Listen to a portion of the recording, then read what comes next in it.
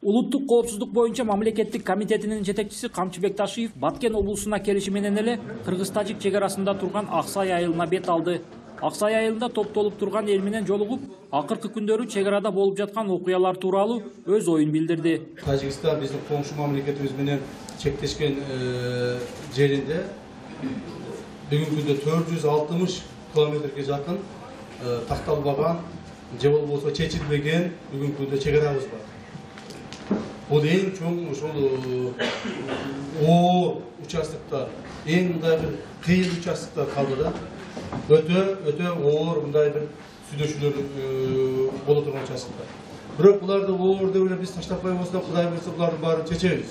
Жолугушууда Камчыбек Ташиев чек арада жашаган жаштарды кызуу кандуулукка алдырбоого, тополоң салбоого чакырып, чек арадагы талаштуу маселелер эки тараптуу сүйлөшүүлөрдүн натыйжасында чечилээрин билдирди. Кээде бираз проблема болуп калат. Кээде бираз эки күн эрте эмес, эки күн кечирээк болуп калат. Ошол кичине бир сабыр кылыңыздар. Бирок эң негизгиси мына бул башыбызга жакшылап түйүп алайлы. Биз өзүбүздүн мамлекетибиздин кызыкчылыгы үчүн, мамлекеттик коопсуздуктун сактоо үчүн бардык нерсеге барууга даярбыз. Аксай айылынын тургундары УКМКнын төрагасы менен болгон жолугушууда чек арага байланыштуу бир катар маселелерин айтып, жана курулушу токтоп калган объектилер тууралуу билдиришти. Анан биздин урматтуу президентибиз Садыр Нуркожоевич өзү келип көрүп, январь айында бүтүргүлө деп тапшырманы берген көпүрөнү толугу менен тажик келишүүсү менен токтоп калды. Урматтуу Кыдыршаевич буюп. Муну сизге информация барышы мүмкүн, финансы деп. Бул жалган. Себеби мен өзүм кемперекти подрядчик менен сүйлөшүп турам азыркы учурда. Бул толук акчасы бөлүнгөн бир тажиктин гана келишүүсү менен токтоп калды. Кыргыз-тажик мамлекеттик чек арасынын такталбаганы карапайым эл үчүн көйгөй болгону менен мыйзамсыз жүк ташыгандардын кирешелүү бизнеси болуп калды деп жергиликтүү эл аткезчилик тууралуу да айтышты. Ана бүтүндөй Тажикстандын жүктөрүнү алып биздин кыргыздын КАМАЗдары кетип атат-ку. Үчтөгү айылы менен таштымышып айылда 3 коргонду. Алар ел берип койгондо ошол КАМАЗисттерге. О жерге кирет, машиналар ошол жерде турат, түнү менен барып тажиктер өздөрүнүн грузуну алып жүктөйт.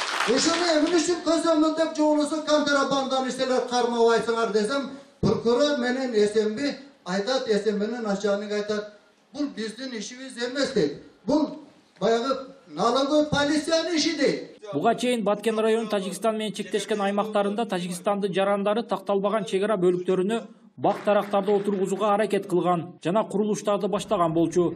Камчыбек Ташиев мындай аракеттерге адекваттуу мамиле болоорун билдирди. Такталбаган территорияларда, такталбаган жерлерде коңшу мамлекеттерибиздин үстөмдүгүн биз болтурбайбыз.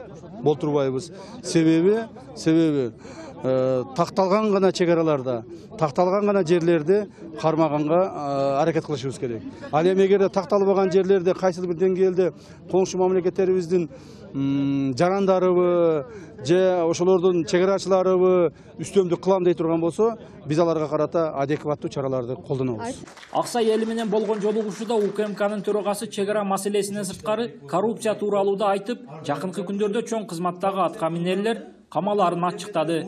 Улан Маккамбаев, Нурлан Максуталиев, ЛТР, Баткен облусу.